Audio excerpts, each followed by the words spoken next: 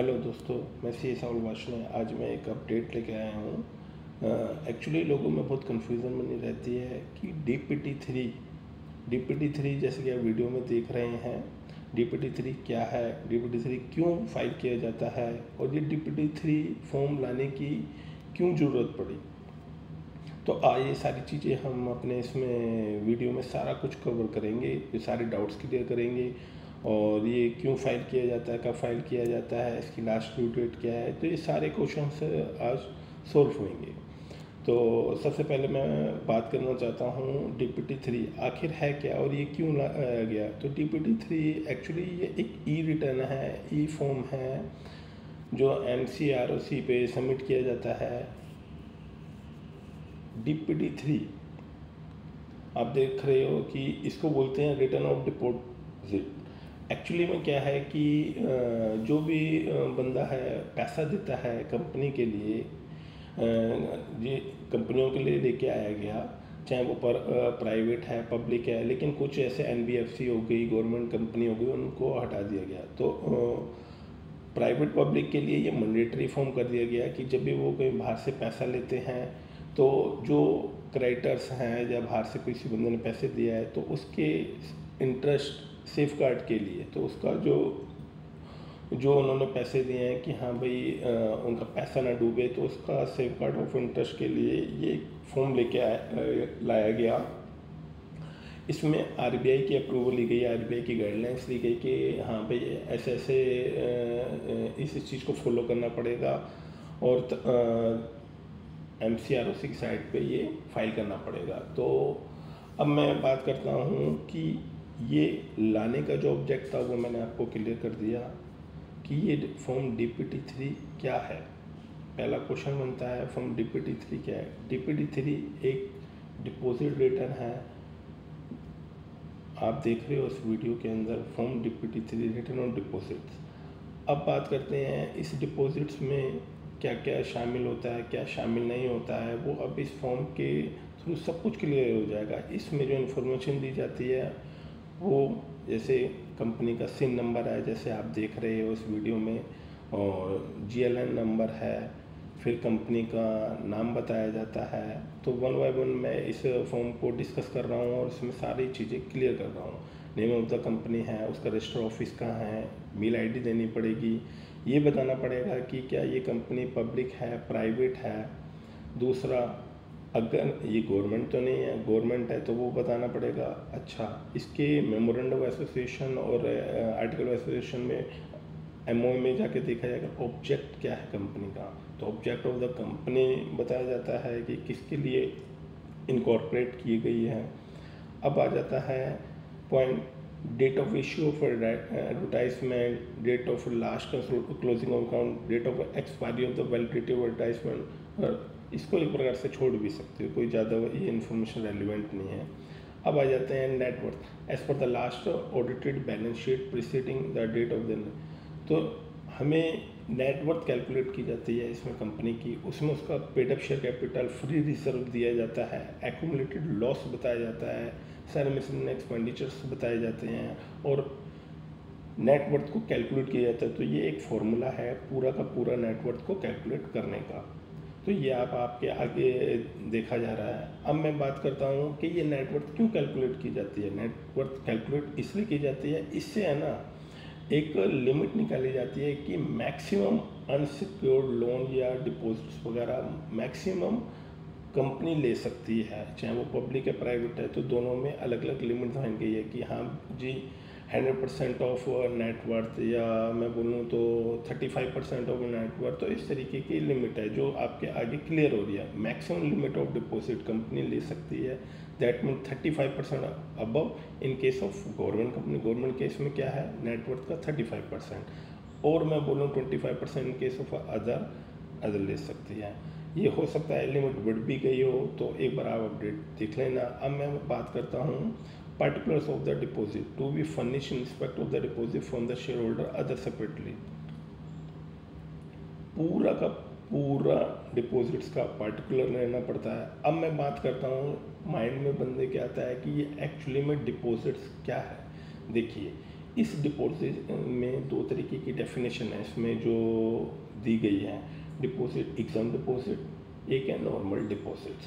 तो exam deposit मतलब जो जिसको डिपॉजिट नहीं बोला जाएगा तो वो डिपॉजिट्स इसके अंदर आएंगे। जैसे फॉर एग्जांपल है, कंपनी किसी डायरेक्टर से पैसा लेती है तो डायरेक्टर से पैसा ले सकती है दूसरी, और वो डायरेक्टर ने बाहर से कहीं से भी वो बोरो नहीं किया हो, मतलब इंटरेस्ट फ्री हो, मतलब अल्टीमेट वो डायरेक्टर का ही पैसा हो कि भाई डायरेक्टर ने अपनी ही जेब से अपने ही अर्निंग से दिया है पैसा कंपनी को। दूसरी चीज़, कंपनी किसी गुड्स एंड सप्लाई के केस में अपना एडवांस ले रही है, वो एडवांस 365 दिन से ज़्यादा का है या नहीं, अगर 365 दिन से कम है तो वो एग्जाम डिपॉजिट में क्लियर हो जाएगा। तो मैं वही बता रहा हूँ जो डिपॉजिट की डेफिनेशन में नहीं आएगा, वो वाले पॉइंट बता रहा हूँ।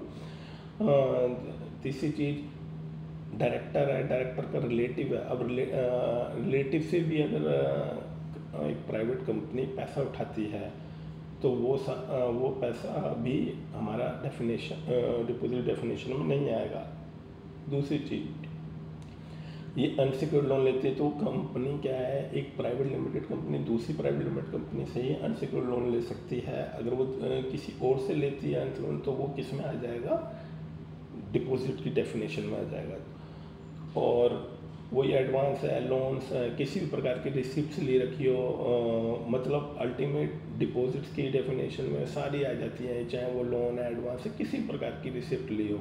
लेकिन कुछ उसमें से ऐसी एक लिस्ट दी गई है कि हाँ भाई ये डिपॉजिट की डेफिनेशन में आएंगी, मतलब एग्जाम डिपॉजिट में आएंगी, तो वो सारी की सारी चीज़ें क्लियर करी गई हैं। तो आप कंपनी एक्ट में जाके सेक्शन 73 में पढ़ सकते हो, रूल 21C है आई थिंक, तो उसके अंदर पढ़ सकते हो कि ये सारी अलग अलग हैं एक्टिविटीज़, जैसे कि डायरेक्टर से पैसा लेना, डायरेक्टर रिलेटिव से लेना, पूरा बैंकिंग से लेना, या किसी गुड्स और supply of goods and service के अगेंस्ट पैसा ले लेना। वो पैसा 365 दिन के अंदर अंदर का ही एडवांस है। तो 31 मार्च, मतलब 1 अप्रैल से लेकर 31 मार्च, तो ऐसा ऑन डेट 31 मार्च को देखा जाता है कि कितना आउटस्टैंडिंग रह गया। वो सारी की सारी इंफॉर्मेशन इस डिपॉजिट में दी जाती है। तो उसको दोनों में कैटेगराइज किया जाता है, एग्जाम और मेन डिपॉजिट। तो वो जो, और उसके बाद उसमें कितना सिक्योर्ड है, कितना अनसिक्योर्ड है, तो ये सारे के सारे ये पूरा का पूरा क्लियर दिया जाता है कि भाई 1 अप्रैल को कितना रह गया, उसमें जो लिया है, एक्सेप्ट किया गया है, उसमें सिक्योर्ड कितना, अनसिक्योर्ड क्या है, और कितना पे कर दिया ड्यूरिंग द ईयर, और लास्ट में क्लोजिंग 31 मार्च को कितना रह गया। तो ये सारी की सारी चीज़ मैंने आपको डिपॉजिट्स का पॉइंट क्लियर कर दिया, जिसके लिए हमारे को ये ई फॉर्म रिटर्न भरा जाता है। अब आ जाता है, पूरा डिटेल बतानी पड़ेगी आपको कि भाई रिसिप्ट्स ऑफ डिपॉजिट कितने थे, उस पर कोई रेट ऑफ इंटरेस्ट ले लिया गया है, रिपेबल कब करना है, वो सारा पूरा पीरियड दिया जाता है, पूरा schedule. Amount of deposit that have not mature but not claim, तो ये सारी इन्फॉर्मेशन देनी पड़ती है। Particular of the liquid assets, ये पूरा लिक्विड एसेट्स का पूरा देना पड़ता है। ये सारा डेफिनेशन है आपके आगे आपको शो हो रहा है। उसकी फेस वैल्यू क्या है, मार्केट वैल्यू क्या है, वो पूरा का पूरा देना पड़ता है। अब आ जाता है पार्टिकुलर डिपॉजिट इंश्योरेंस, अगर कोई इंश्योर कराया गया है तो उसका पूरा ब्यौरा देना पड़ता है, नेम ऑफ द इंश्योर क्या है, प्रीमियम क्या है, सारा कुछ देना पड़ता है। अब आता है पार्टिकुलर ऑफ चार्ज, चार्ज की रेट क्या रखा है, डिटवांटी द ट्रस्ट रेट क्या है, उसका नाम of trustee, sure particular value of property, ये सारा का सारा कुछ दिया गया है। सिग्नेचर्स हो जाते हैं डायरेक्टर्स वगैरह के, सारा कुछ लग जाता है। अब कुछ अटैचमेंट की बात करते हैं, अटैचमेंट जाती हैं कुछ। अब मैं अटैचमेंट की बात करता हूँ। सबसे पहले ऑडिटर सर्टिफिकेट। एक्चुअली में क्या होता है, ऑडिटर सर्टिफिकेट होता है, ऑडिटर इसके अंदर ना क्लियर कट डिफाइन करता है कि ये जो सेक्शन 73 से 76 वो कंपनी फॉलो कर रही है। दूसरी चीज़ उसके अंदर ये दिखाया जाता है कि भाई मैनेजमेंट की रिस्पॉन्सिबिलिटी है, ऑडिटर रिस्पॉन्सिबिलिटी, उसमें साफ साफ लिख देते हैं ये कि मैनेजमेंट रिस्पॉन्सिबिलिटी, मैनेजमेंट पूरा रूल्स रेगुलेशन को फॉलो कर रही है, पूरे बुक्स अकाउंट सही मेंटेन कर रही है, और वो डिपॉजिट्स जो भी ले रही है वो सही डिफाइन कर रही है कि ये एग्जाम डिपॉजिट्स हैं या नॉर्मल डिपॉजिट्स हैं, और वो सारा क्लियर करके वो पूरी अपनी खुद की उसकी रिस्पॉन्सिबिलिटी है, सब कुछ ठीक कर रही है।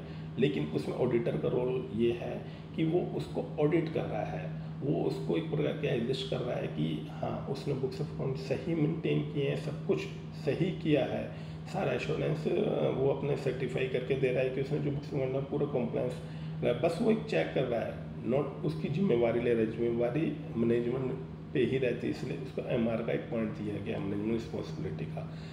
लास्ट में वो सारा का सारा डिस्क्लोजर दे देता है उसमें कि ये नेटवर्थ है, ये इसका लिमिट के अकॉर्डिंग उन्होंने डिपॉजिट्स लिए हैं, तो ये सारी चीज़ें ऑडिट सर्टिफिकेट में आ जाती है, फिर उसको अटैच करना पड़ता है, किसी डायरेक्टर के साइन करा के और फिर सर्टिफाई करके कर देते हैं। तो ये कुछ प्रकार के अटैचमेंट हैं, वो सारी की सारी अटैचमेंट उसमें लगानी पड़ती है, लिस्ट ऑफ डिपॉजिट ये सारा कुछ है, बाकी कुछ ऑप्शनल अटैचमेंट है।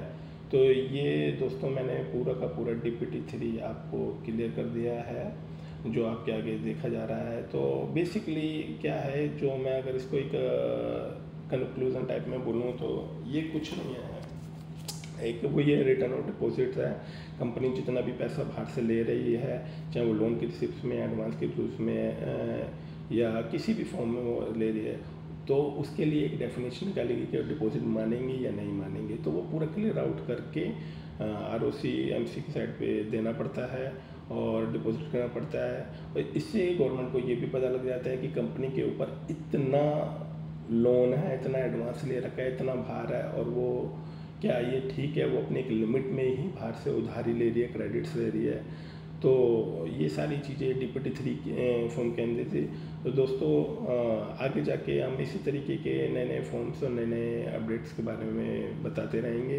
तो प्लीज़ मेरे चैनल को एक बार सब्सक्राइब कर देना, लाइक कर देना, और फिर आगे मैं मिलता हूँ नए एक अपडेट के साथ।